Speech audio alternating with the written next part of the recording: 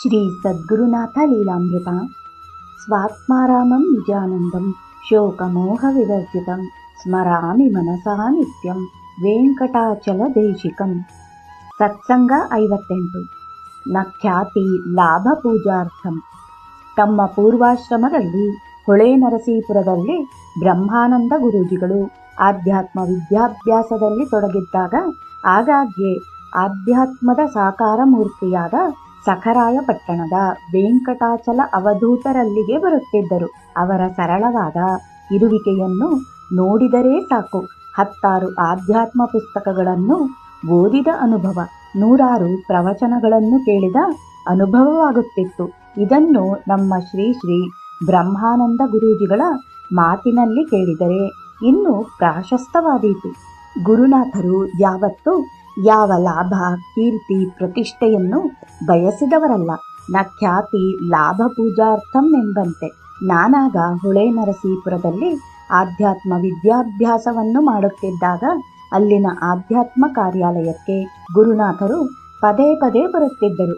ಅವರೆಷ್ಟು ಸರಳವೆಂದರೆ ಅಲ್ಲಿ ತೋಟದ ಕೆಲಸ ಮಾಡುವ ಕೆಲಸಗಾರನಿಗೆ ಅಲ್ಲಿಯ ನಾಯಿಗೆ ಸಹ ನಮಸ್ಕರಿಸುತ್ತಿದ್ದರು. ಅಲ್ಲಿದ್ದ ಶ್ರೀ ಸಚ್ಚಿದಾನಂದೇಂದ್ರ ಸರಸ್ವತಿಯವರ ಸಮಾಧಿಗೆ ತಾವು ತಂದ ಹಣ್ಣು ಹಂಪಲು, ಅಕ್ಕಿ, ಕಾಯಿ, ಬೇಳೆ, ಬೆಲ್ಲ, ಸಕ್ಕರೆ ಇತ್ಯಾದಿ ವಸ್ತುಗಳನ್ನು ಸಮರ್ಪಿಸಿ ತಾವು ತಂದ ಹೂಮಾಲೆಯನ್ನು ಹಾಕಿ ದೀರ್ಘದಂಡ ನಮಸ್ಕಾರ ಮಾಡಿ ಅಲ್ಲಿದ್ದವರಿಗೆಲ್ಲ ಹಣ್ಣು ಹಂಪಲುಗಳನ್ನು ಹಂಚಿ ಅನಂತರ ಅನ್ನ ಪ್ರಸಾದವನ್ನು ಕೈಯಲ್ಲೇ ಸ್ವೀಕರಿಸಿ ಕೈ ತೊಳೆಯದೆ ಕಾಲಿಗೆ ಒರೆಸಿಕೊಂಡು ತಮ್ಮ ಭಕ್ತರ ಜೊತೆ ಹೊರಟು ಬಿಡುತ್ತಿದ್ದರು. ಸಂಸಾರಿಯಾಗಿಯೂ ಸನ್ಯಾಸಿಗಳ ರೀತಿಯಾದ ಕರತಲ ಭಕ್ಷಃ ತರುತಲ ವಾಸಃ ಎಂಬುದನ್ನು ಗುರುನಾಥರು ಪಾಲಿಸುತ್ತಿದ್ದರು. ಸಖರಾಯಪಟ್ಟಣದ ಅವರ ಮನೆಗಿಂತ ಅವರ ದರ್ಬಾರು ಎಂದೇ ಪ್ರಖ್ಯಾತವಾಗಿದ್ದ ಅರಳಿ ಬೇವಿನ ಕಟ್ಟೆಯೇ ಅವರು ದಿನದ ಬಹು ಸಮಯವನ್ನು ಕಳೆಯುತ್ತಿದ್ದುದು. ಅವರನ್ನು ಕಂಡವರಿಗೆ ಇದು ನೆನಪಿರಬಹುದು. ಒಮ್ಮೆ ಅವರು ತಮ್ಮ ಮಗಳೊಂದಿಗೆ ಬಂದಾಗ ನದಿಯಲ್ಲಿ ಇಬ್ಬರು ಸ್ನಾನ ಮಾಡಿ ಸಚೇಲರಾಗಿ ಸಚ್ಚಿದಾನಂದ ಸರಸ್ವತಿ ಸ್ವಾಮಿಗಳ ಸನ್ನಿಧಿಗೆ ಬಂದು ಹೂವು ಹಣ್ಣು ಅರ್ಪಿಸಿ ದೀರ್ಘದಂಡ ನಮಸ್ಕರಿಸಿದರು. ಮೊದಮೊದಲು ಅಂಗಿಯನ್ನು ಧರಿಸುತ್ತಿದ್ದರು.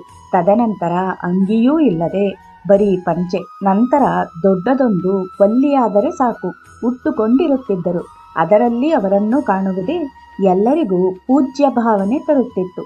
ಬ್ರಹ್ಮಾನಂದಾಜಿಯವರು ಒಂದು ನಿಮಿಷ ವಿರಾಮಕ್ಕೊಳಗಾದರು. ಬಹುಶಃ ಅವರ ಮನದಲ್ಲಿ ಆ ದತ್ತ ದಿಗಂಬರನ ಅಪರಾವತಾರವಾದ ಗುರುನಾಥರ ರೂಪ ಕಂಡಿತೇನೋ.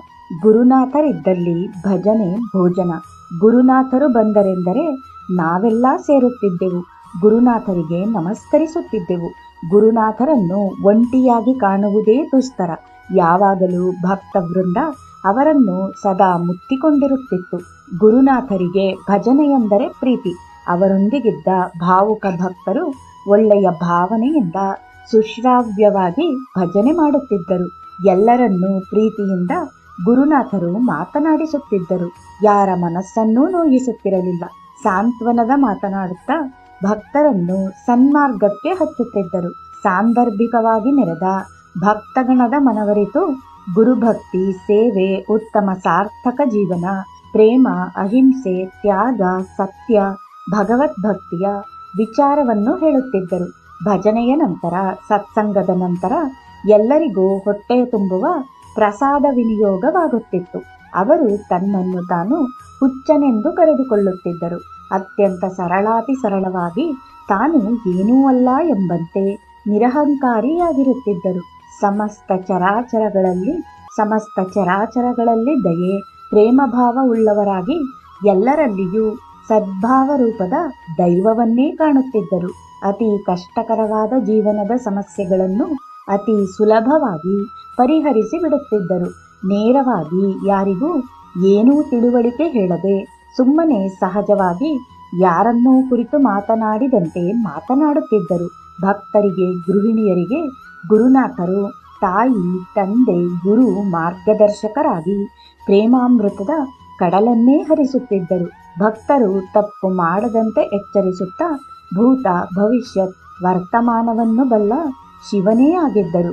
ಉಪನಯನ, ಮದುವೆಗಳನ್ನು ಅತ್ಯಂತ ಸರಳವಾಗಿ ನೆರವೇರಿಸುತ್ತಾ ಭಕ್ತ ರಕ್ಷಣೆಗೈಯುತ್ತಾ ಭತ್ತ, ಅಕ್ಕಿ, ಹೂವು, ಹಣ್ಣು, ಧಾನ್ಯ ಇತ್ಯಾದಿಗಳನ್ನು ಕೊಡುವುದರಲ್ಲಿ ಎತ್ತಿದ ಕೈ ಅವರದಾಗಿತ್ತು.